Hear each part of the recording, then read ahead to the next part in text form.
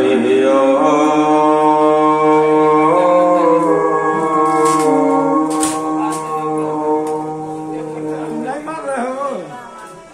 मंगलमूर्तये नमः।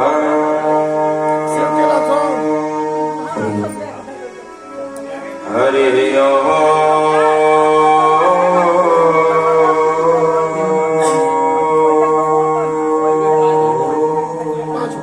श्री सरस्वत्यै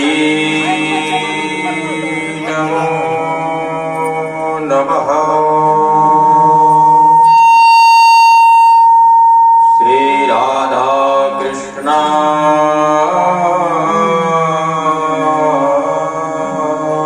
नमः। अखण्डमण्डलाकारं व्याप्तं येन चराचरम् तत्पदं दर्शितं येन तस्मै श्री गुरवे नमः। नराणाय नमस्कृत्यं नरं चैव नरोत्तमं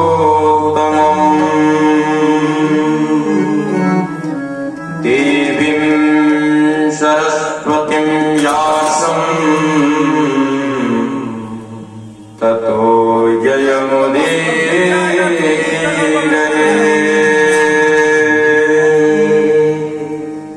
जय जय श्री राधा रमण, जय जय नवल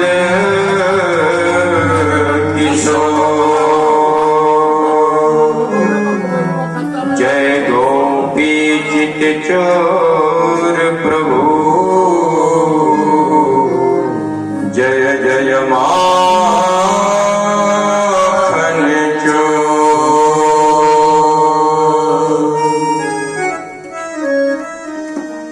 ओम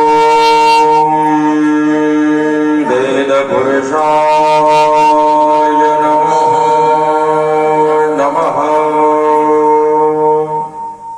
वृंदावन जसवन नहीं, नंदगांव जस गाँव, नंदगांव जस गाँव नहीं कि वृंदावन जस छाँव। बोल सद्गुरु भगवान की जय, श्री भागवत भगवान की। श्रीमद् भागवत कथा ज्ञान यज्ञ के तृतीय दिवस मध्याह्न की वेला में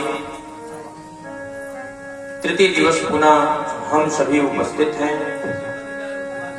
भगवान नारायण के पाद पंकज के प्रसादात यह पडरौना की पावन भूमि जयसवाल परिवार धर्मशाला रोड नैमिषारण्य की तपोभूमि स्थापित करते हुए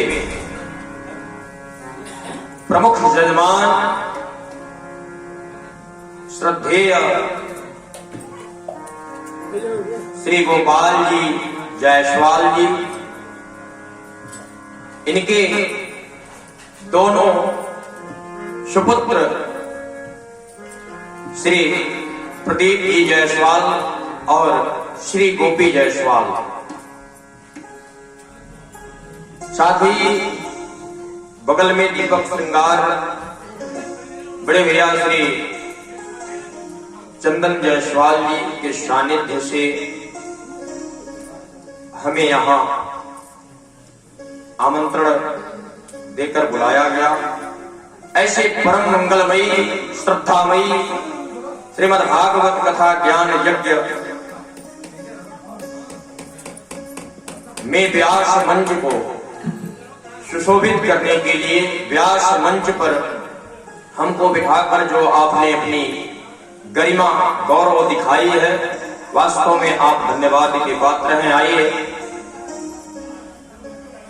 रोज प्रत्येक दिन माताएं बहनों का टाइम बढ़ता ही रहता है। जब भी फुर्सत मिल जाए, ऐसे में परम श्रद्धामयी भक्तिमती माताएं, वृद्ध युवा जन, सभी भक्त सज्जन, आइए हम मिलकर भगवान नाम संकीर्तन करते हैं। तत्पश्चात भगवान नारायण की जैसी इच्छा सभी लोग मधुर मधुर अपनी वाणी के साथ और अपने तालियों के साथ भगवान नारायण के भजन को सुमधुर गाएंगे, अपने मन वाणी को पवित्र करेंगे। श्री कृष्ण गोविंद हरे मुरारी, हे नाथ नारायण वासुदेव। श्री कृष्ण गोविंद हरे मुरारी, हे नाथ नारायण वासुदेव। श्री कृष्ण गोविंद हरे मुरारी,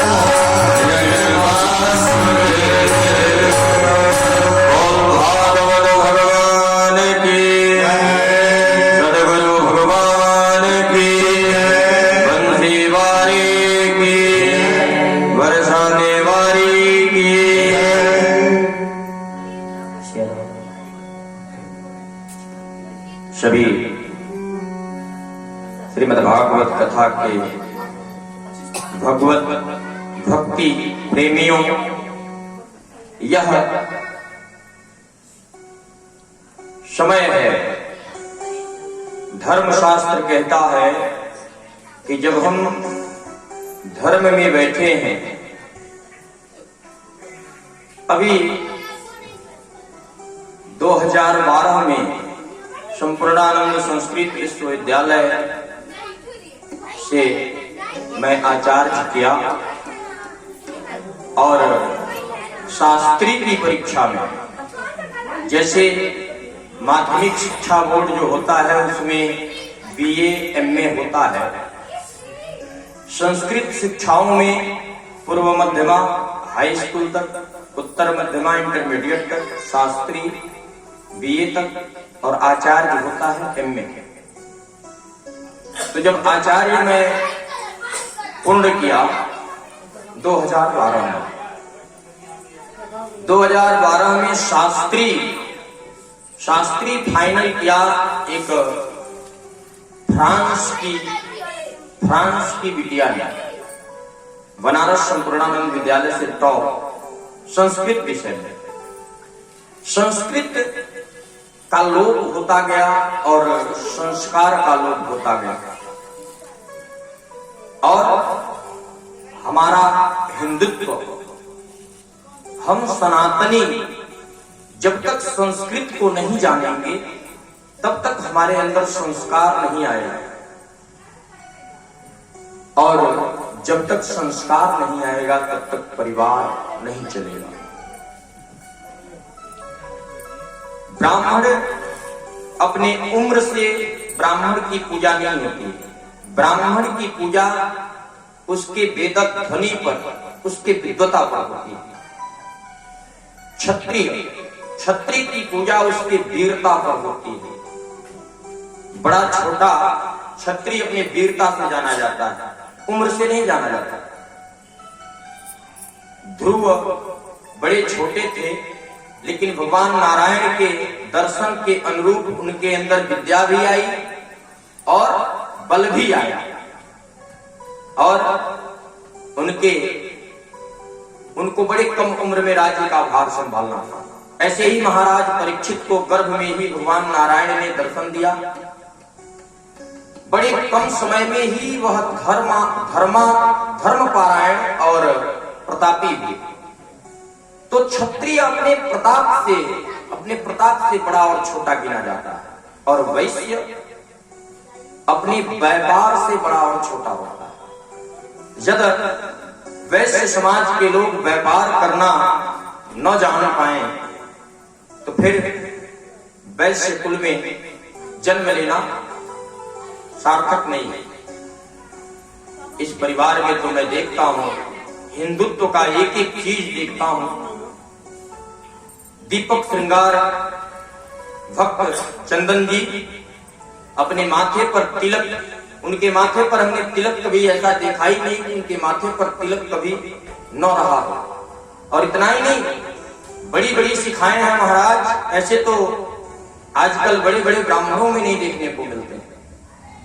ऐसे ही हमारे भक्त इस तरह प्रदीप जी हैं, इनके माथे पर हमेशा तिलक झलकता है। और आइए, सोना को अपने आप में सोना रहना पड़ता है। यदि सोना अपना मूल्य गंवा दे तो उसकी कोई अहमियत नहीं। सोना कहता है, नवई ताडनाद तापनाद वही मध्ये, नवई विक्रमानस्य किलियोमान हस्मि, सुवर्णस्य मे मुख्य दुखम तदेकम, यतो माम गुंजयातो लजंती। सोना हमेशा सोना है, चाहे उसको कीचड़ में रखें चाहे कोयले में, सोना हमेशा चमकता है। तो सोने की परख है धर्म। जब आप धर्म के अनुसार रहेंगे, अपने कुल के अनुसार रहेंगे, और परम पिता परमेश्वर नारायण ने हमें जो कुछ भी बनाया खुशी पूर्वक उसे ग्रहण करना चाहिए। 84 लाख योनियों में हमें किस परिवार में जन्म दिया, हम ये न सोचे। 84 लाख योनियों में परमपिता परमेश्वर ने हमें मानव बनाकर भेजा। 84 लाख योनियों में अगर सबसे सुंदर योनि है तो मानव का। हम ये ना देखें कि हम किस कुल में हैं। साधक कहा करते हैं, नहीं कलयुग ये कलयुग है, यहाँ करड़ी कमा ले तुम, वजन पापों का सर पर है, इसे थोड़ा घटा ले तुम। साधक ने कहा कि जो हरिजन बन तो ऐसा बन कि हरि सुमिरन का हद कर दे, भजन के जोर से जमराज का खाता भी रद्द कर दे। ये कलयुग है। और बोल सांवरे सरकार की। कलयुग अपना कितना ही कारनामा दिखा रहा है। आपने, नारायण ने आपको जन्म इस धरती पर दिया है तो थोड़ा समय उनका स्मरण करें और ये चिंता न करें। साधक ने कहा कि जो हरिजन बन तो ऐसा बन कि हरि सुमिरन का हद कर दे। भगवान ने जिस कुल में भेजा उसको ग्रहण करें और ऐसा हरि सुमिरन करें कि ईश्वर को अगली बार अपने शरण देने में तनिक भी देरी न लगे। बोल भागवत भगवान की।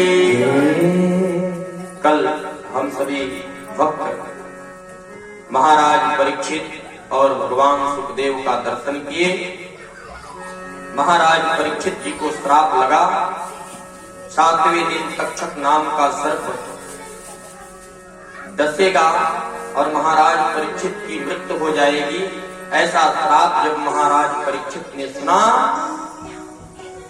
तो सुख तालाब नदी के तट पर पीपल के वृक्ष के नीचे बैठे हैं। एक एक ऋषियों का प्रादुर्भाव हो रहा है। एक एक ऋषि महाराज परीक्षित के पास आ रहे हैं और अंत में बोल भागवत भगवान की।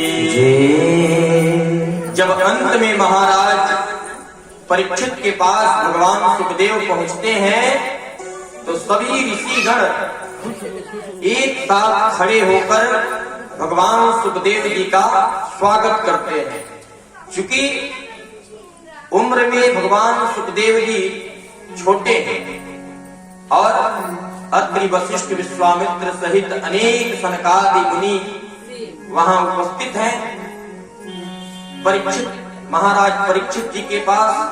लेकिन सुखदेव भगवान की जब उपस्थिति होती है सभी लोग खड़े होकर उनका सम्मान करते हैं, स्वागत करते हैं और महाराज परीक्षित के समीपस्थ भगवान सुखदेव जी विराजमान होते हैं।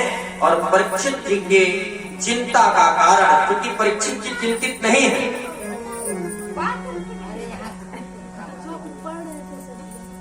श्री भागवत भगवान की। संतन के संग लाग रे, संतों के संग लगिए और संतों के संग लगेंगे तो संगति मिलेगी। और 2 बजे कथा का टाइम है तो समय से उपस्थित होने का कष्ट करें। आप सभी लोग समय से उपस्थित हो जाएंगे तो कथा में कोई व्यवधान नहीं आएगी। संतन के संग लाग रे तेरी अच्छी बनेगी। संतन के संग लाग रे तेरी अच्छी बनेगी। संतन के संग लाग रे तेरी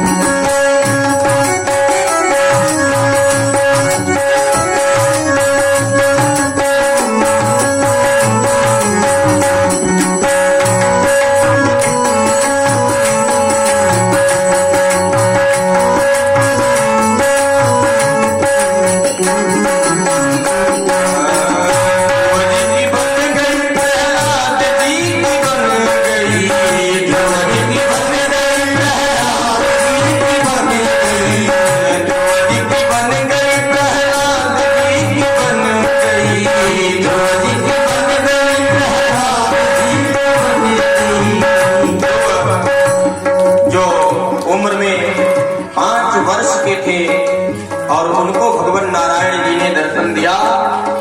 भक्त प्रहलाद जिनको होलिका ने अग्नि में प्रविष्ट किया, लेकिन उनके साथ भी भगवान नारायण की कृपा रही।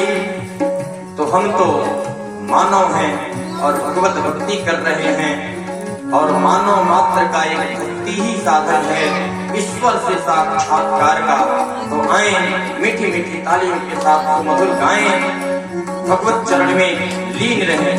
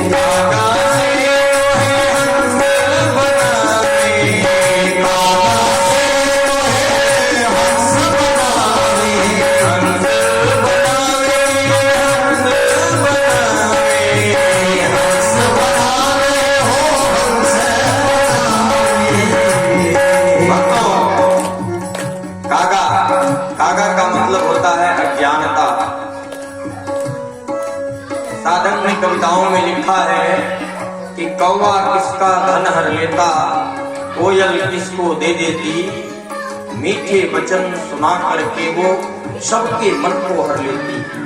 कौवा भी काला, कोयल भी काली, लेकिन बसंत के मौसम में, बसंत के प्राकृत में हम कौवे का नहीं, कोयल के कूकने का आवाज तलाशते हैं। तो हम भी भगवत चरण अनुरागी हो जाएं, उनकी कृपा इतनी बड़ी है तो उनका भजन करें मीठी मीठी तालियों के साथ।